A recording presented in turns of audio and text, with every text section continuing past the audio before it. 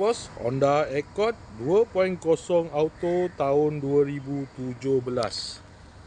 Kereta dah cantik, cat dah baru, condition semua okey lagi, tak ada masalah. Kereta ni boleh loan bank, loan kredit dan loan kedai. Kalau nak beli cash pun boleh. Kalau berminat boleh datang kedai, tengok kereta, boleh test drive. Kereta ni accident free, boleh jalan jauh, tak ada masalah. Jom kita tengok bahagian dalam.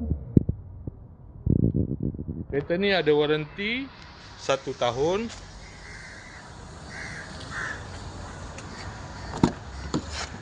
Dalam masih cantik lagi, leather seat.